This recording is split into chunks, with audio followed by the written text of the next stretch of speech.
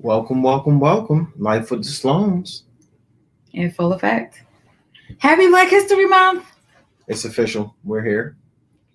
It's Black History Month 2021. And we're black every day. Hey. Last I checked.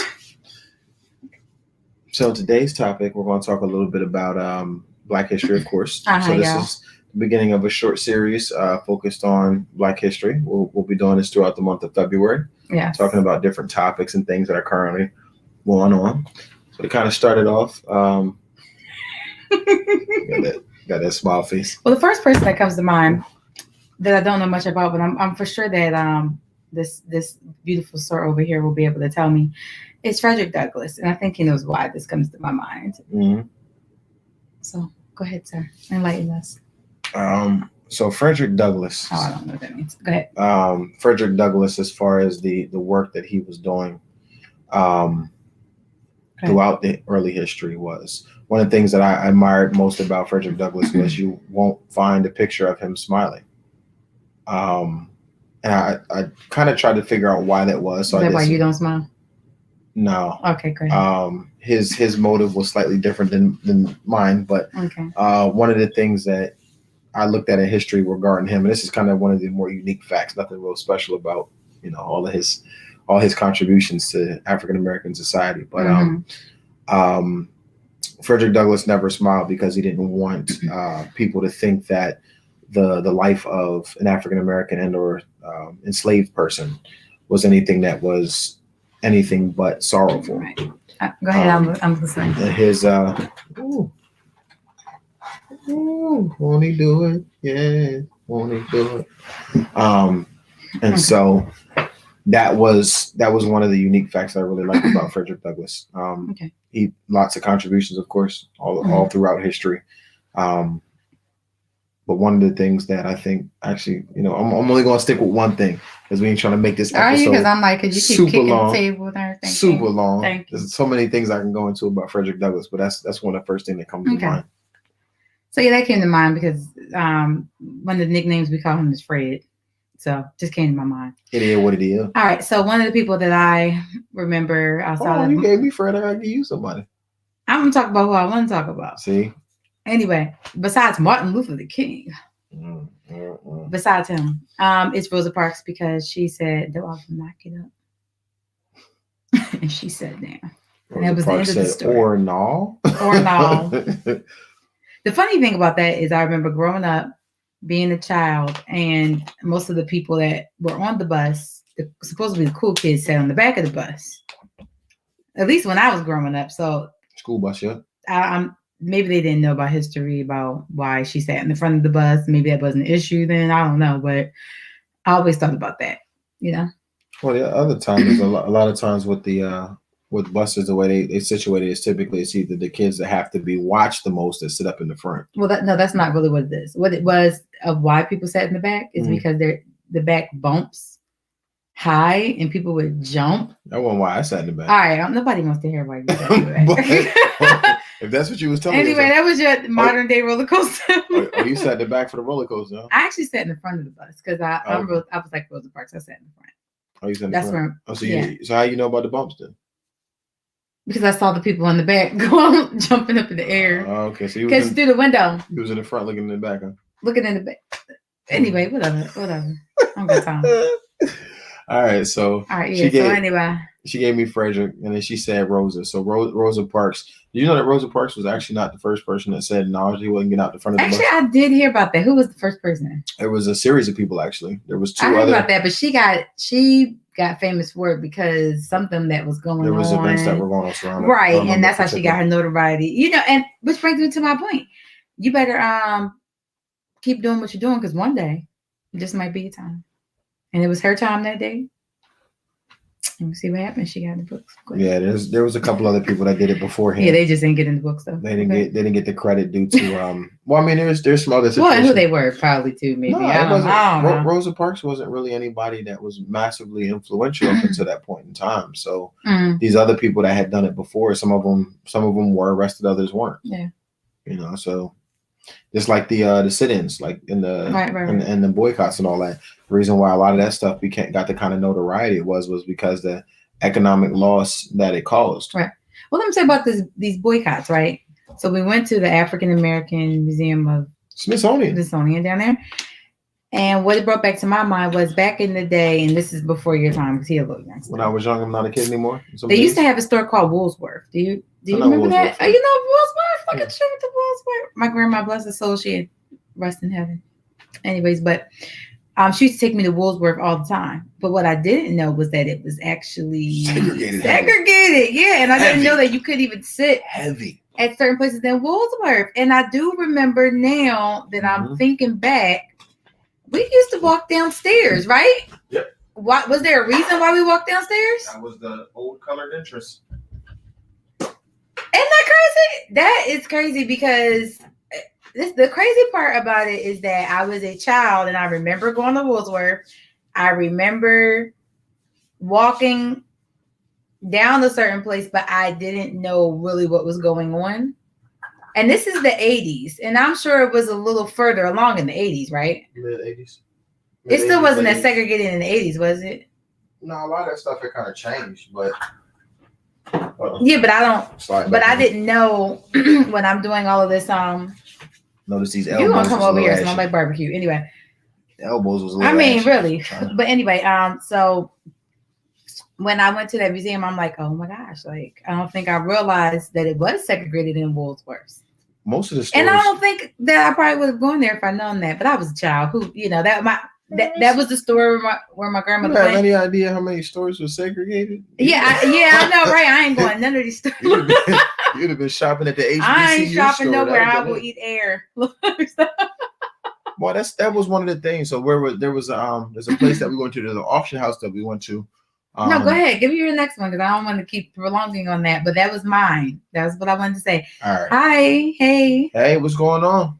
So what? So go ahead. What's your next one? So I'm going to choose a particular event. Are you stroking your beard? Yeah, I'm sure. I had to go put Vaseline on. All right, that's great. We don't need to know how ashy you were. You need to be. I was ashy. Not greasy, but buttered up for Black History Month. Your melanin come forth.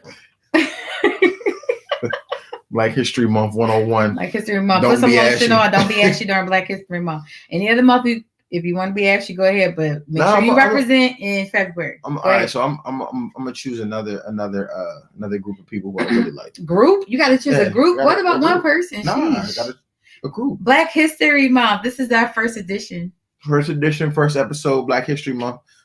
So basically, what it is the group I want to talk about is obviously what. Don't pick the same group you always talk about. What same group? You better give us something new. What you gonna talk about? What group? The Black Panthers. Oh, okay. Yeah, go ahead. Kick with the Black Panthers. I thought you were gonna talk about the Deacons of Defense. They the bomb too, but go ahead. Anyway, all right.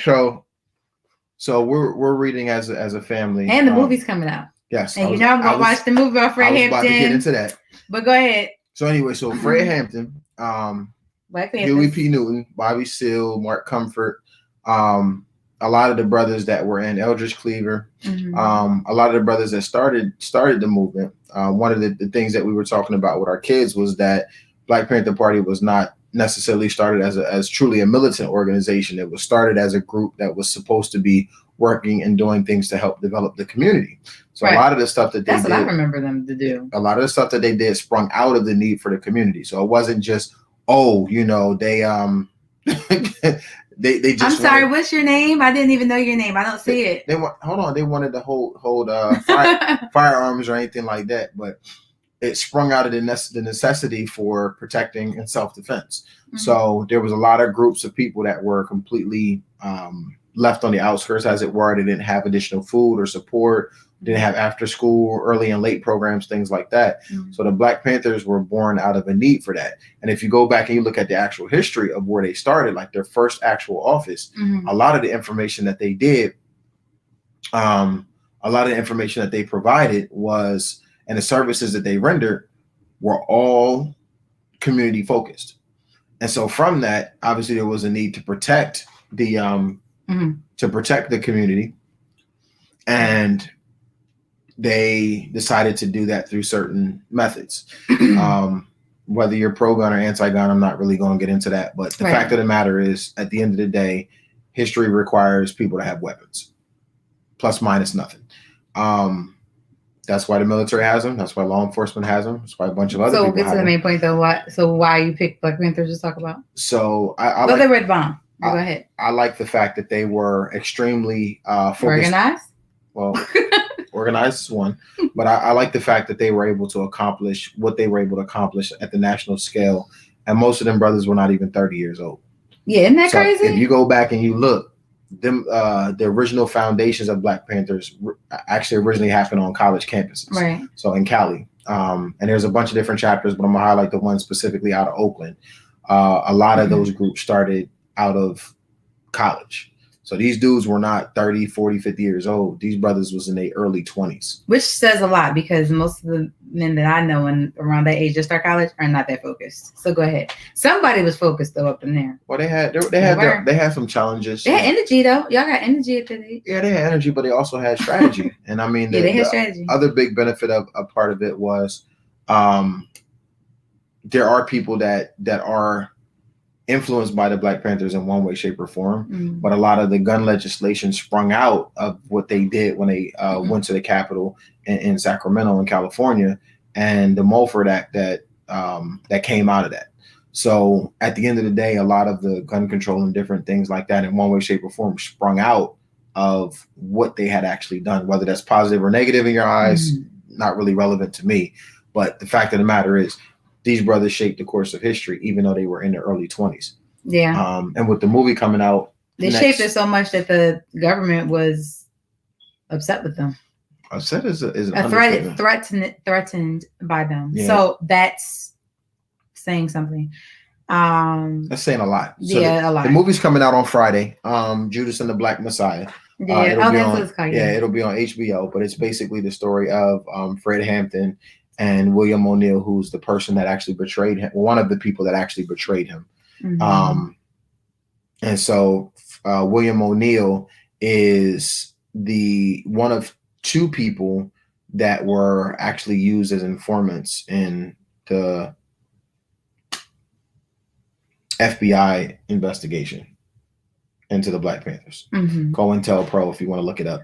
And the only reason why COINTELPRO is actually known is because journalists and people broke into the federal building and actually pulled out documents and was able to expose it.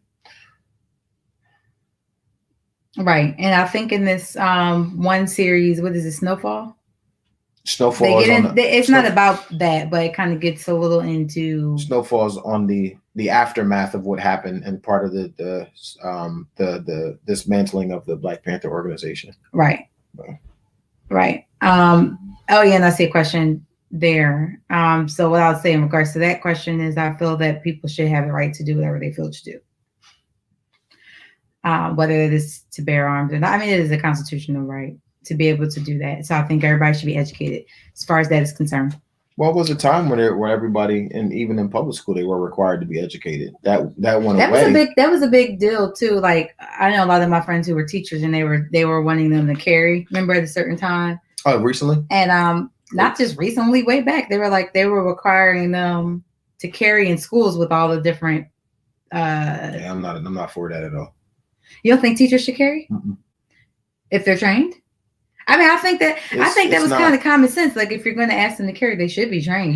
How are you going to expect them? You know? Yeah, but when you say trained, like what? There's a bunch of different training that's required. Like, it's not just can you shoot proficiently.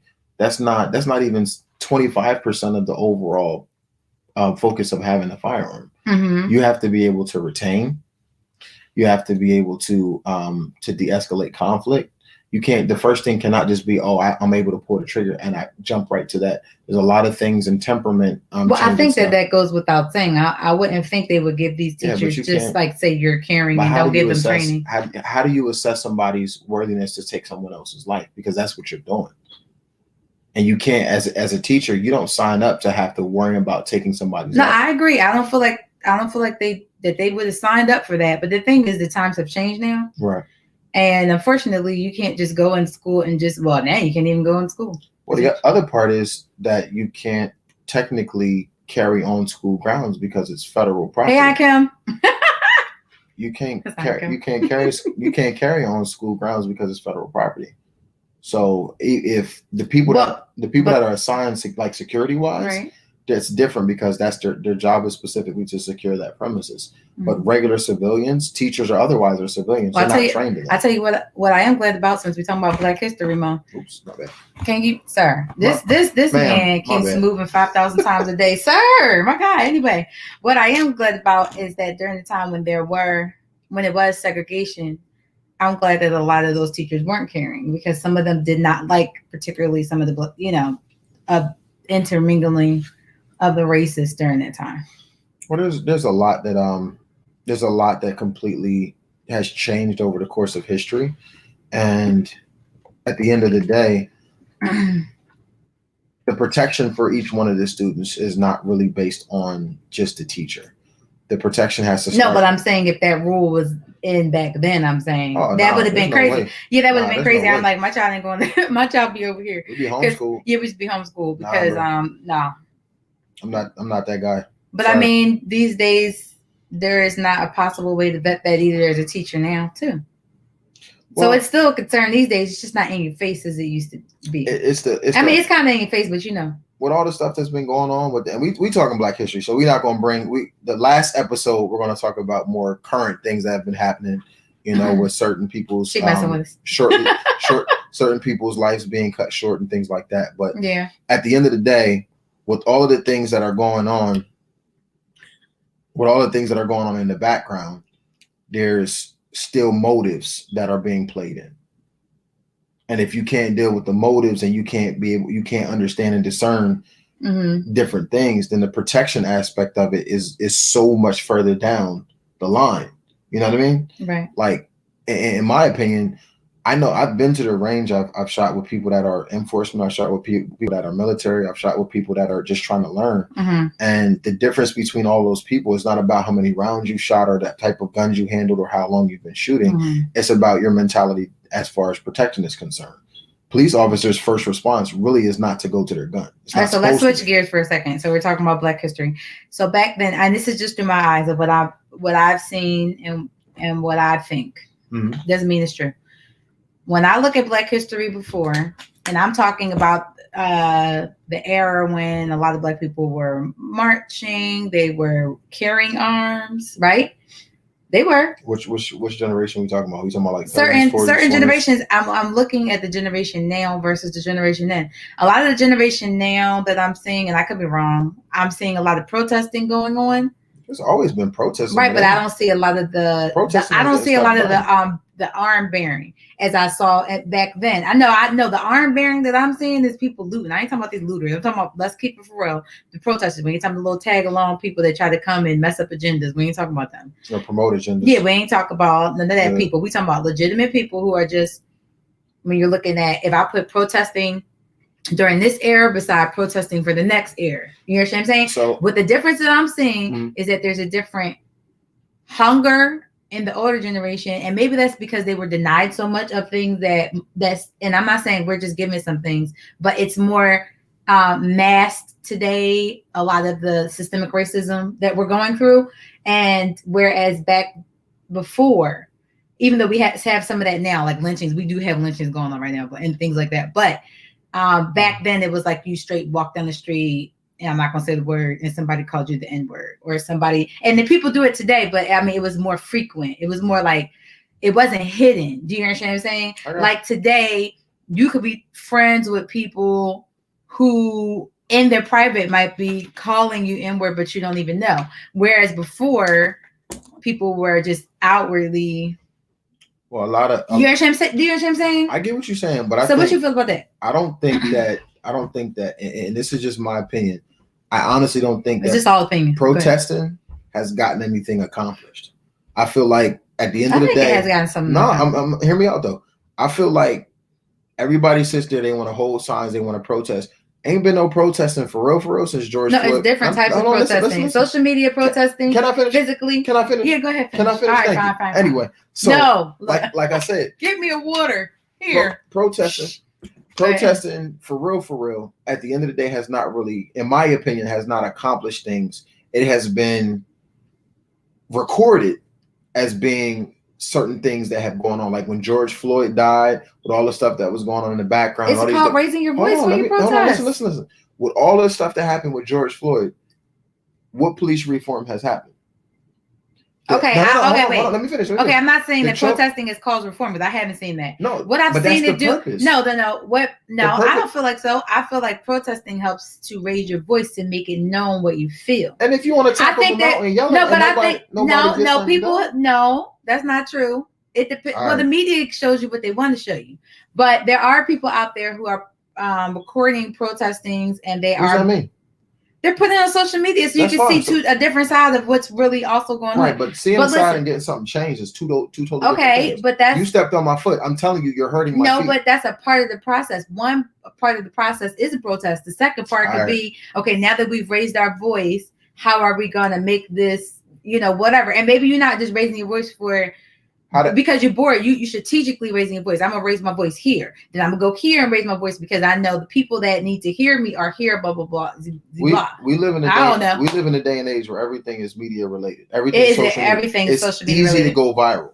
That's not what I'm talking about. It's not easy to go viral. Go viral now. What I'm talking about is getting stuff. I'm talking about getting stuff accomplished that actually promotes reform.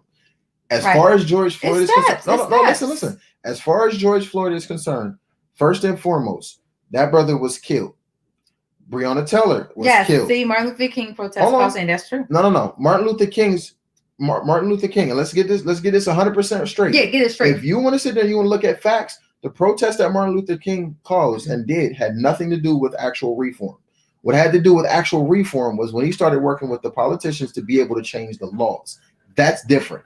That's when he ended up getting assassinated. Not because he was protesting, because he was talking about I had a dream and all that other stuff. That wasn't relevant. It was cool. You say a march and a protest is different. Marching is a form of protesting. If you're sitting there and you're holding signs, just because you're walking back and forth, that is considered a protest. You're marching, of course, but you're also protesting. So when they protested the way that they were being held, it's a teacher talking to you.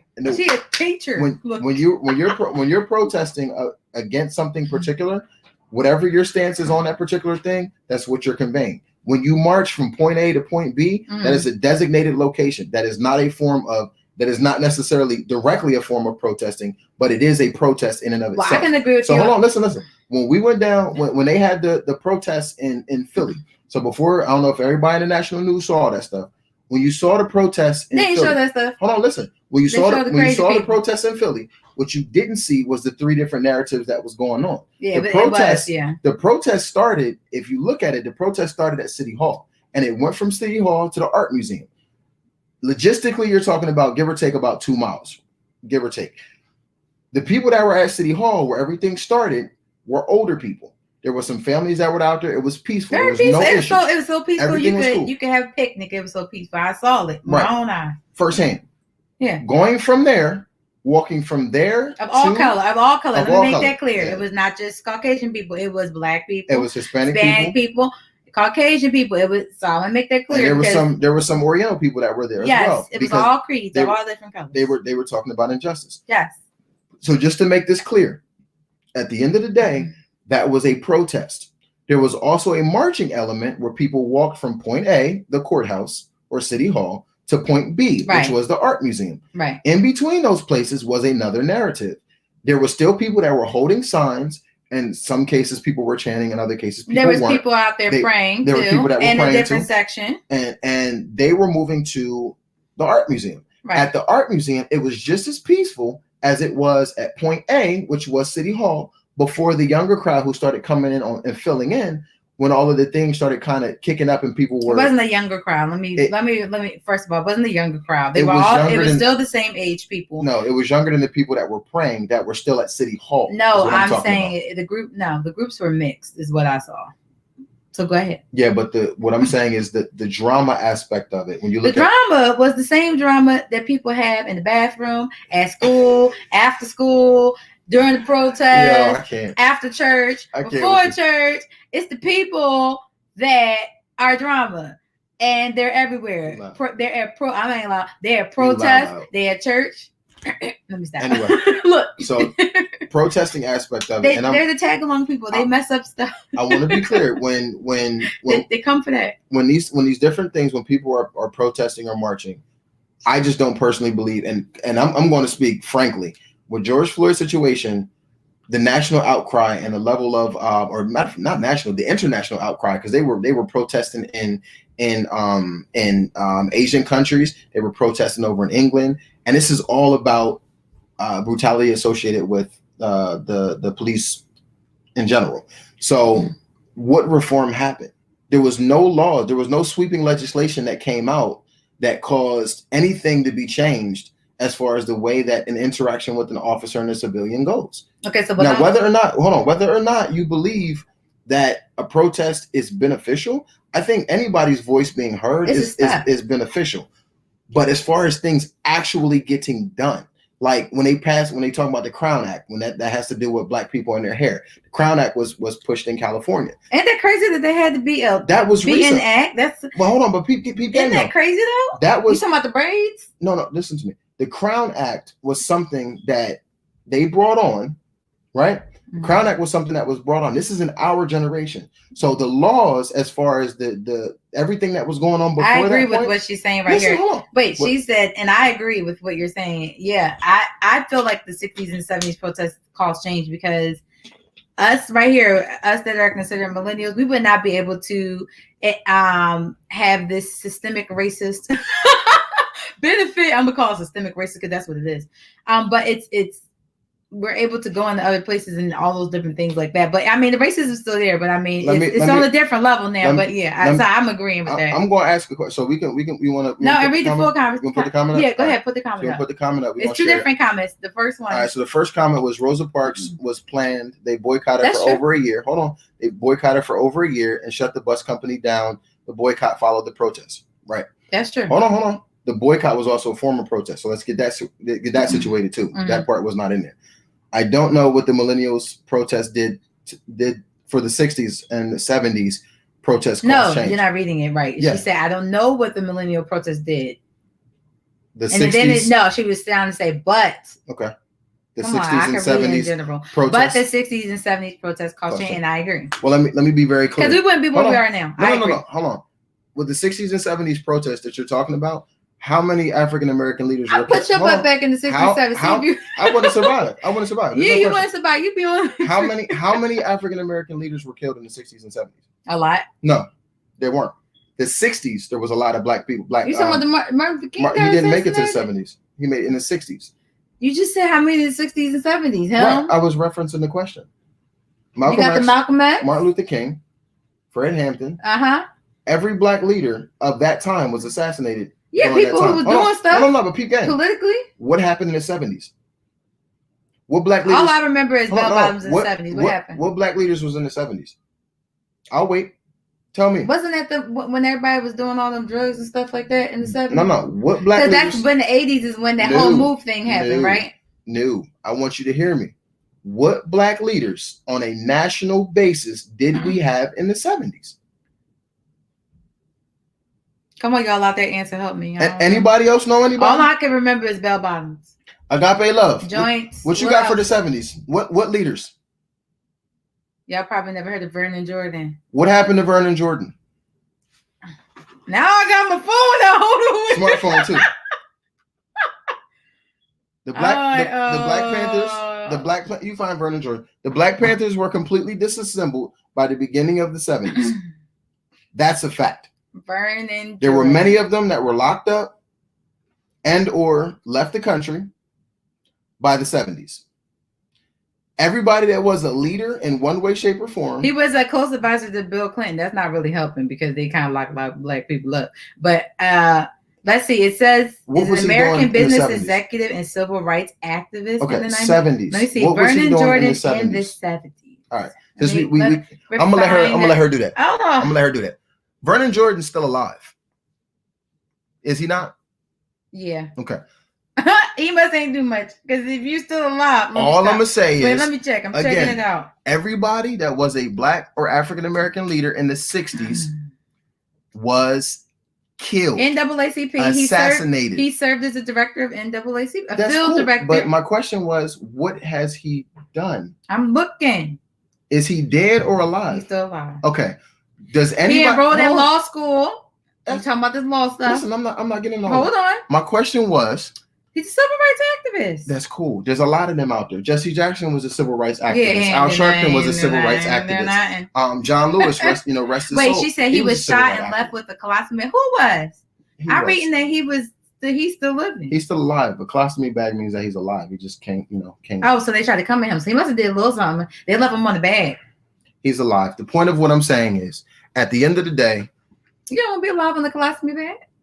Being alive with a colostomy bag is better than being dead. Yeah, that's true. But at the end of the day, every major Black leader that came. Here we go. It said Jordan emphasized traditional issues as training, education, and job creation for African Americans. That's a part of helping us to move forward, though. My love, there's a paragraph in there that says in 1975, he established a policy journal, the Urban League Review, which was published for nearly 20 years before ceasing publication in 1993. Jordan also initiated. We're not going to read all of that. If you can't read and summarize, we're not doing all of that. Jordan also initiated in 1980 the publication of the State of Black America Reports, an annual journal written by experts about the socio and economic progress of African Americans. So my question again is, aside from writing books and being part of the... He was wounded. He was shot by a sniper. When? In Fort Wayne, Indiana, in 1980. This is before your time. What year was that? When Jimmy Carter was president. What year was that? Jimmy Carter came to see him. What year was that? In the 1980s. 1980s. It said the police charged Paul Franklin, a white supremacist, with the crime of shooting him. I guess shot. I'll be honest with you. If he was shot and all he got was a colostomy bag, the sniper could not shoot. Because everybody. Wait. I'm not done. Listen, Franklin denied having any involvement with this, though, and was acquitted of the charges. Does that sound familiar to Dr. Martin Luther King's case? I'm just asking for a friend. Many years later, I'm not done. You still running and talking. Okay. Anyway, but many years later, he admitted his guilt. Did he get acquitted of charges? Is that what that said? He did, but then he said he did it. But did he get acquitted of the charges? That's what it says. So he got acquitted of the charges. That's what it says. So he walked free. But she said he ain't on the a colostomy bag. Anyway, will praise you, the Lord. The point of what I'm saying is, at the end of the day, God got him off that bag. Anybody that has been a leader in the African American community at that degree has been assassinated in one way, shape, or form. He got shot in the buttocks. That count? Somewhere he got shot. He probably got shot somewhere in his stomach region if he has a colostomy bag or the exit. So he a survivor.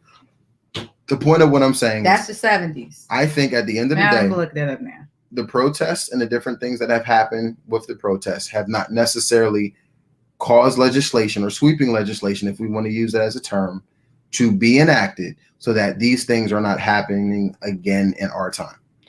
Protesting is all fine and dandy. Marching is all fine and dandy. Setting up picket lines is all fine and dandy. But at the end of the day, people are going to stop doing it.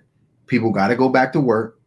And in the event, like if you're talking about... This is the 70s was a time of change and progress. Yeah, I know that. But what I'm saying is there's a difference between change and progress and there being an actual leader that was there that stood up. Everybody that was a leader before that got killed. Yeah. And if you look at Fred Hampton's case, and this is what the original topic, we talking about Judas and the Black Messiah, you look at Fred Hampton's case, I mean, I got several books in here that I could pull out. Well, yeah, but then you started having a lot of Black people rise into political leadership too during this time. That's in certain key cities. What's for a reason they trying to do that? Like, what's the bull from Atlanta? Real light skinned bull. I don't know. Does that help? Mayor Maynard, I think was his name. I forget. That's probably right. But anyway, the point of what I'm saying is, at the end of the day, legislation now has not been enacted that has forced certain types of interactions to be minimal or minimized. You still have, I mean, George Floyd died less than a year ago. What does it say? Breonna Shirley Taylor Chisholm? died. Yeah, she was supposed to be the first Black president. I know she ran, but anyway, the point of what I'm saying is, with all of the people and all the different things that are going on in the background. But that counts. We're talking about all these people making law changes. You got to get into place to help. Maybe, but what? Okay, agree to disagree. The fact is, at the end of the day, protesting has its place, marching has its place. I'm perfectly fine with either. But the thing that actually gets stuff done is when legislation gets enacted. No, I agree on that, but late 60s and early 70s, all the future potential leaders The point were you're trying attacked. to make is that after Yeah, the late our future potential leaders were attacked. No, the point you're trying to make is that after the late 60s, early 70s, all of our future potential leaders were attacked. Let's do it a different way. Does anybody know who Robert F. Williams is? Anybody? I don't even know. I know some Robert Williams. There's a bunch of them in the world. Robert F. Williams. Does anybody have any idea what happened to him? Robin Williams? No, that's Robin Williams. Yeah, I don't know. Anybody? If not, I highly recommend you look him up. Robert F. Williams. Yes, Robert F. Williams. You look at him, look at what he did, look at what he said, look at what he wrote, and then you come back. And in next week's episode, when we talk about it, I'm gonna break it a little bit more down because we kind of went a little bit longer than anticipated. But we'll talk about his contribution specifically and what it was that he did and who he affected. All right. Cool. All right. Well, thanks for joining us for our little Black History episode number 1. Next week we will have number 2, and you get to see what we're talking about. And definitely look up Robert F. Williams. Robert F. Williams. Yes, I'm not promoting his methodology. I'm saying look we're not promoting. We're just giving and look at his influence and look at his facts and look at the different things he did. Good night. Let me see what she said. Obama was not. Yes, I know. It was like Benjamin Banneker, wasn't it, or something like that? No, not Benjamin Banneker. That was somebody else. Have you read Before the Mayflower? Yes, I have it. It's a good book. Very good book. Now, who was the guy that was the first black president? It was somebody else. He was dark skinned. I saw a picture of him. He was actually he was light skinned, but no, actually he was dark skinned after that. No, he was light skinned. Yeah, there's. Thank you. He was light skinned. All right, see you guys on Life with the Sloans, and don't forget to subscribe. Bye. Now be blessed. Have a great evening.